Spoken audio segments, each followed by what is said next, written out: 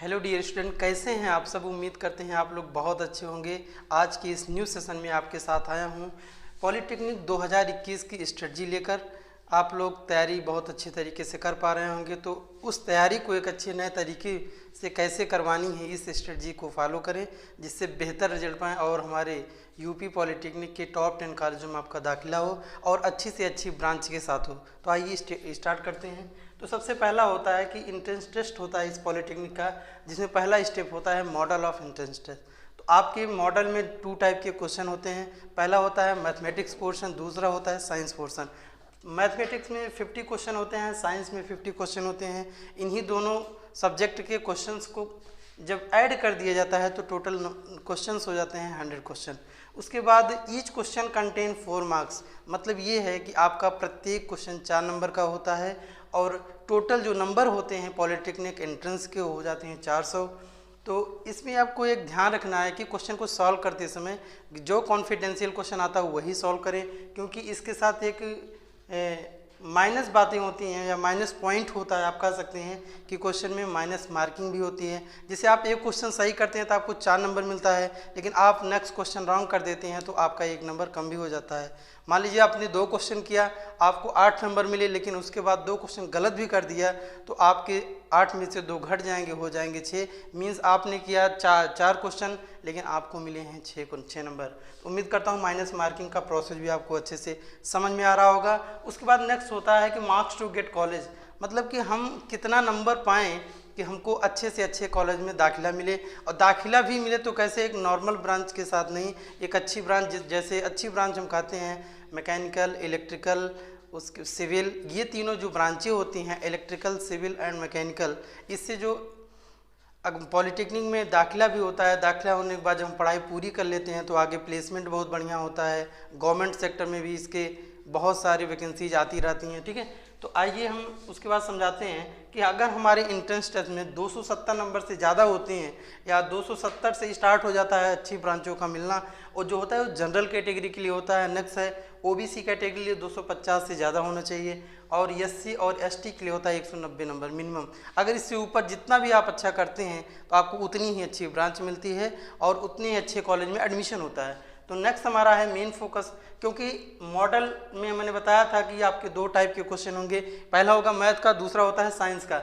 Math में आपके होते हैं 50 क्वेश्चन, तो 50 क्वेश्चन में सिर्फ मैथ होता है और 50 क्वेश्चन में साइंस में फिजिक्स केमिस्ट्री भी होता है। तो कहने का मतलब 25 फिजिक्स होता है, 25 केमिस्ट्री से होता है, तो ज़्यादा वेटेज हमारा मैथमेटिक्स का होता है। उम्मीद करते हैं कि अगर आप अपनी अच्छी स्ट्रेटजी से तैयारी कर रहे हैं तो सबसे ज़्यादा टाइम जो फोकस दें मैथमेटिक्स पे दें। और मैथमेटिक्स सबसे पहले, ये जो हमारा पॉलिटेक्निक एंट्रेंस होता है क्लास 10th के बाद होता है, क्योंकि इस एंट्रेंस के फॉर्म को फिलअप करने के लिए आपकी जो मिनिमम क्राइटेरिया होती है, क्वालिफिकेशन होती है, वो 10th क्लास होनी चाहिए।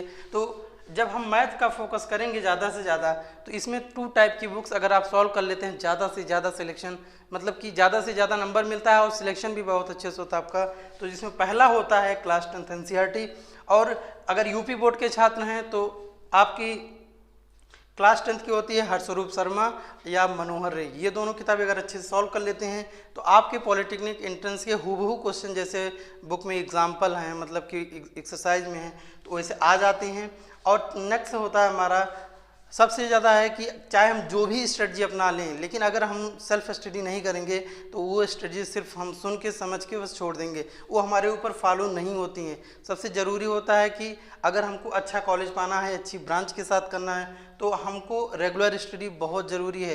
कोचिंग कहीं भी करते हैं या मैं आज के बाद मतलब कि ऑनलाइन क्लास स्टार्ट कर रहा हूँ, फ्री क्लासेज होंगी, तो आप इसको भी ज्वाइन कर सकते हैं। अगर कहीं कोचिंग भी कर रहे हैं तो आप कम से कम घर पे 3 घंटे रेगुलर स्टडी करें, और 3 घंटे कम से कम ज़्यादा से ज़्यादा और भी कर सकते हैं, लेकिन 3 घंटे में 2 घंटे मैथ पर सेशन दें, और नेक्स्ट साइंस जब पढ़ें तो 1 घंटे साइंस।